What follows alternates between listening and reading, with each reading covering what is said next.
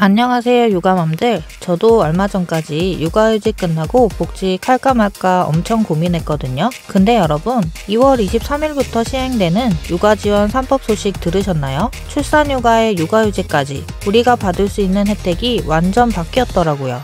오늘은 제가 겪었던 실제 사례를 바탕으로 새로 바뀐 육아지원법 꿀팁 다 알려드릴게요. 특히 육아휴직 급여가 얼마나 올랐는지 들으면 놀라실 거예요. 육아지원 3법이 시행되면서 육아휴직 제도가 한결 더 좋아졌답니다. 가장 큰 변화는 육아휴직 기간이 최대 1년에서 1년 6개월로 늘어난 거예요. 부모님 두 분이 모두 3개월 이상 육아휴직을 쓰거나 한부모 가정이나 중증 장애 아동의 부모님이신 경우에 해당되는데요. 특히 맞벌이 부부라면 더욱 반가운 소식인데요. 부모가 각각 1년 6개월씩 총 3년 동안 육아휴직을 쓸 수 있게 되었어요. 게다가 휴직을 나눠 쓸 수 있는 횟수도 3번에서 4번으로 늘어나서 더 자유롭게 활용하실 수 있답니다. 혹시 이미 1년 동안 육아휴직을 쓰셨거나 현재 쓰고 계신 분들도 걱정하지 마세요. 추가로 6개월을 더 연장하실 수 있거든요. 다만 몇 가지 조건이 있는데요. 자녀가 만 8세 이하여야 하고 지금 다니시는 직장에서 6개월 이상 일하셨어야 해요.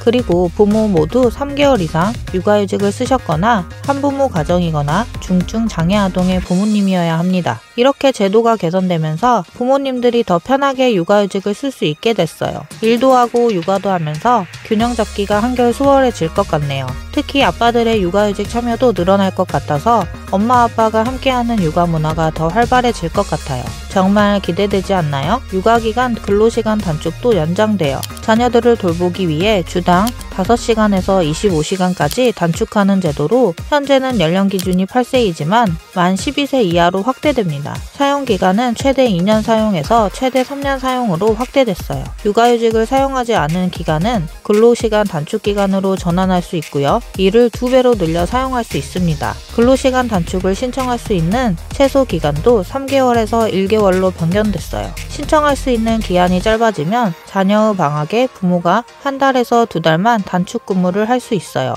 단축된 근로시간은 2024년 10월 22일부터 연차 산정에 포함되고요. 그렇다면 이전에 육아휴직을 쓰신 분들의 적용 범위는 어떻게 될까요? 2019년 10월 1일 전에 육아휴직과 육아기 근로시간 단축을 합산하여 1년을 모두 사용한 경우에도 확대 혜택이 적용됩니다. 예를 들어 19년 10월 1일 전에 육아휴직을 1년 사용한 경우는 육아휴직은 추가 사용이 불가능하지만 육아기 근로시간 단축은 1년 추가 사용 가능합니다. 다음의 경우 19년 10월 1일 전에 육아휴직 9개월 플러스 육아기 근로시간 단축 3개월을 합산하여 1년을 사용한 경우 육아휴직 3개월 플러스 육아기 근로시간 단축 9개월 추가 사용 가능합니다. 배우자 출산휴가를 더 쓸 수 있어요. 배우자 출산휴가는 10일에서 20일로 확대되어 사용기간도 배우자 출산 후 90일 이내에서 120일 이내로 늘어나고 최대 4번까지 유연하게 나눠 사용할 수 있어요. 배우자가 산모와 신생아를 돌볼 수 있는 시간이 늘어난 거죠. 임신기간 근로시간 단축이 확대되어 임신한 근로자는 유산 또는 조산 위험을 막기 위해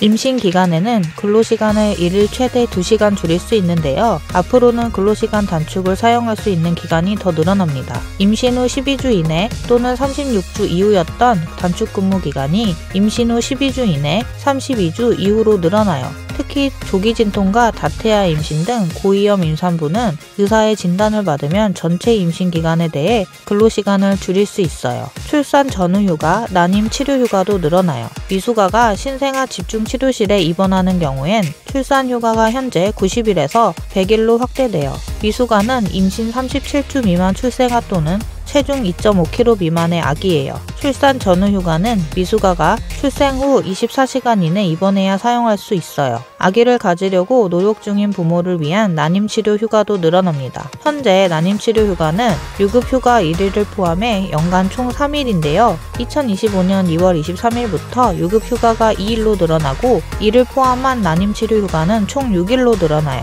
난임치료 휴가에 대한 급여 지원도 새롭게 생겨요. 정부는 중소기업 사업주 보수 및 근로자 부담을 완화하기 위해 중소기업 근로자에게 2일의 난임치료 휴가를 유급으로 지원합니다. 지금까지 육아지원 3법에 대해 알아봤는데요. 이번에 달라지는 육아정책이 부모의 육아 부담을 덜어지고 나아가 저출산, 고령화 문제를 해결하는 데도 도움이 되길 기대해봅니다. 그런데 육아 부담을 덜기 위해선 뭐니 해도 돈이 중요하겠죠? 육아휴직급여에 대해 잘 알아야 손해를 안 봅니다. 그래서 휴직급여에 대해서 더 알고 싶으신 분은 위 영상을 시청해주세요. 구독, 좋아요 해주시면 더 나은 정보로 찾아뵐 수 있습니다. 감사합니다.